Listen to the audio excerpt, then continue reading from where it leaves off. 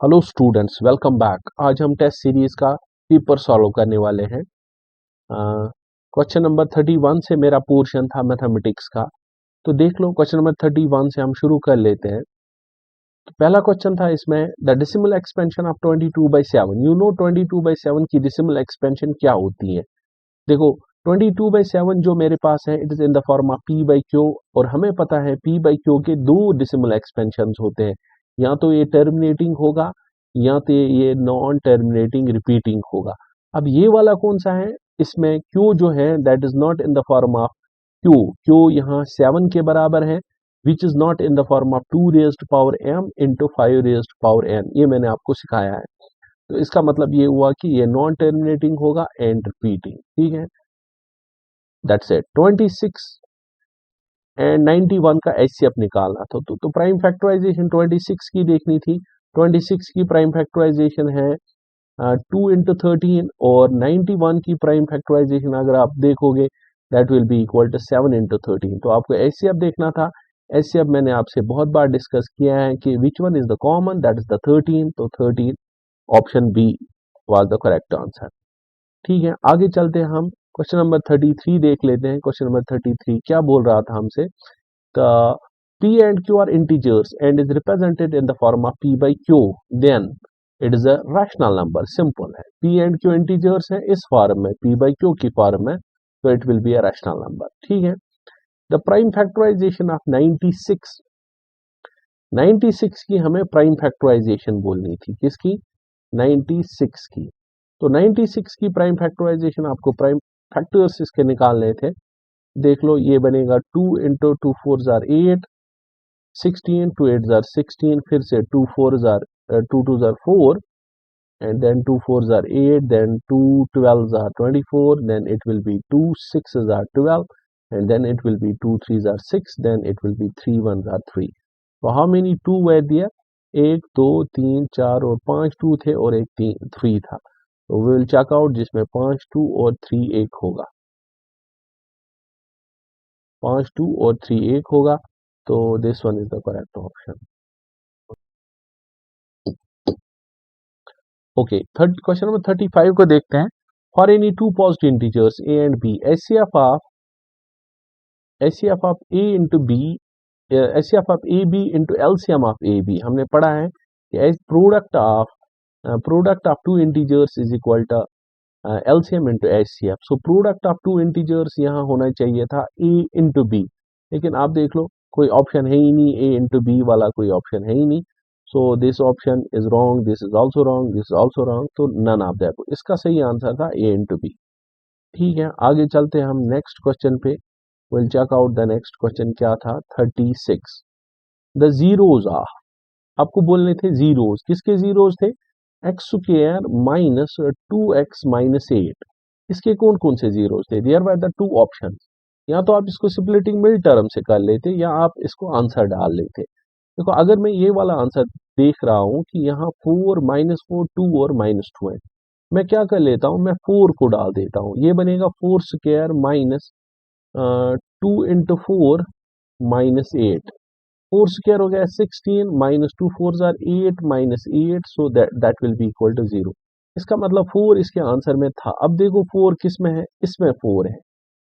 ठीक है, इसमें 4 है, तो ये करेक्ट ऑप्शन था। ठीक है, लेकिन इसमें नन ऑफ दीज भी था। Will check out on -2। अब -2 इसमें डाल दो तो ये बनेगा -2 स्क्वायर, और फिर -2 इंटू -2 और -8, -2 square that's 4 plus 4 -8 again equal to 0। So this one was the correct option, that is 30 B part for the question number 36। आपके पास ये भी ऑप्शन था कि आप इसको स्प्लिटिंग मिडिल टर्म से कर लेते, कि वहां से आपको आंसर पता चल जाता कि इसका आंसर क्या है। ठीक है, हम चलते हैं नेक्स्ट क्वेश्चन की ओर। हमारा ये क्वेश्चन बहुत इजी है कि इसकी डिग्री बतानी थी, तो डिग्री वाज इक्वल टू 4। फिर क्वेश्चन नंबर 38 देखते हैं, what will be question number 38। ये एक अच्छा क्वेश्चन है, यूजुअली ये आ जाता है एग्जाम्स में। कि P of x is a polynomial of degree 1, polynomial 1 degree की है, and p of a is equal to 0, then a is said to be, this a is called as 0 of the p of x। Simple था ये, it's called as 0 of the p of x। ठीक है, simple a था, वो निकालना था, a क्या है। ठीक है, नेक्स्ट क्वेश्चन देख लो, दैट्स 39 क्वेश्चन नंबर।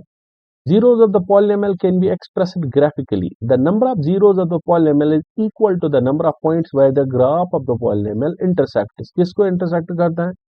बहुत बार डिस्कशन किया है हमने, एक्स एक्सीज को इंटरसेक्ट करेगा। देखो आपको मैंने बताया है कि अगर क्वाड्रेटिक पॉलिनोमियल होगा तो वो एक्स एक्सीज को दो जगहों पे काट करेगा। तो दैट मीन्स उसके दो जीरोस होते हैं तो वो दो जगहों पे एक्स एक्सीज को काट कर लेता है। This was question number 39, sorry.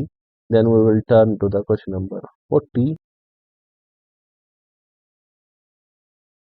Okay, this question number 40, a polynomial of the degree n has, जिसकी डिग्री n होती है, उसका एक zero n zeros, least n zeros, more than n zero, at most n zero। देखो मैं इसको समझाता हूँ।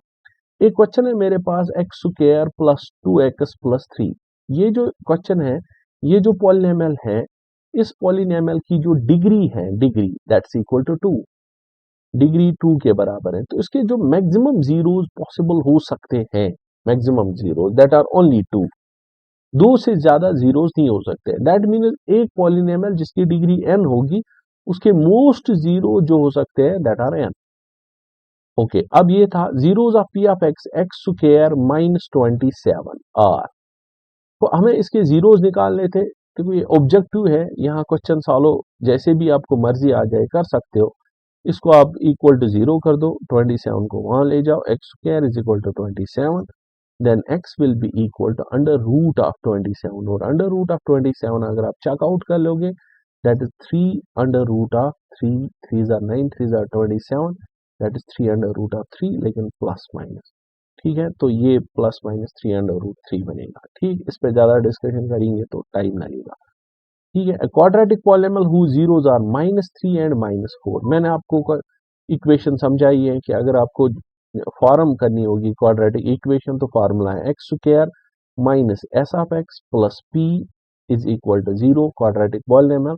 This is x square minus sum of roots, यहाँ -3 और 4 था, जब आप इनका सम करोगे तो 1x, x square minus 1x plus product of roots 3 4 are 12, okay sorry, this is equal to -12, so that x square minus 1x plus 12, so this one was the option। okay, question number 43 देखते हैं, the zeros of the quadratic polynomial, इसके zeros निकालने थे। You है the option, या तो आप answer डाल दो या तो आप जीरोस निकाल दो, that's your option, your choice कि आप क्या करना चाहते हो। ठीक है, हम यहाँ ऑप्शन जीरोस भी डाल सकते हैं या हम स्प्लिटिंग मिड टर्म भी कर सकते हैं। देखो मैं यहाँ स्प्लिटिंग कर लेता हूँ क्योंकि एक क्वेश्चन हमने डायरेक्ट आंसर डाला था, x square plus 7x plus 10। ठीक है, तो मल्टीप्लाई 10 के बराबर और प्रोडक्ट 7 के बराबर, दैट्स इक्वल, सॉरी सम 7 के बराबर, that's x square plus 5x plus 2x plus 10। तो कॉमन x में x प्लस 5 अंदर रहा, फिर 2 फिर से कॉमन निकालो तो x प्लस 5, दैट मीन्स एक जीरो आएगा x इज इक्वल टू -5 और दूसरा आएगा x is equal to -2 and -5 are the option. 44, the graph of the polynomial intersects the x-axis at 3 points that it contains, कितने zero, जितने बार x-axis को काटेगा उतने जीरोस होते हैं। ठीक है, the degree of the cubic polynomial is 3, okay, you got it, the degree of the cubic polynomial 3 के बराबर है। आगे देखते हैं हम। हाँ, ये क्वेश्चन नंबर 46 जो था, it was a little bit out of the context, लेकिन वो 9th क्लास में हम सेट थ्योरी शायद पढ़ते हैं। एक सेट है x is equal to 1 2 3 4 5 6, insert appropriate symbol. क्या 9 इक्वल टू x है? नहीं। लेस देन x है? नहीं। इसको हम बोलते हैं belongs to, this is called as belongs to. क्या 9 बिलोंग करता है? हाँ, 9 बिलोंग्स टू x और डज नॉट बिलोंग टू, क्योंकि 9 है ही नहीं इसमें, तो D part was the option. The product of 3 consecutive positive integers is divisible by, एक अच्छा क्वेश्चन ये भी था, product of the 3 consecutive positive integers। आप पॉजिटिव इंटीजर्स 3 ले लो, जैसे 1 2 और 3, ये पॉजिटिव 3 इंटीजर्स हैं, 3 2 are 6 1 are 6, तो ये 6 से डिवाइड होता है, तो option 6। No common factor only 1, 6 was the correct. अगर आप 2 3 4 ले लोगे, 2 3 are 6 6 4 are 24, वो तो 4 से भी होता है और 6 से भी होता है। अब ये वाला तो ओनली 6 से होता है, ये 4 से भी होता है, ये 6 से भी होता है, then 6 was the correct option. A set represents a set of natural numbers.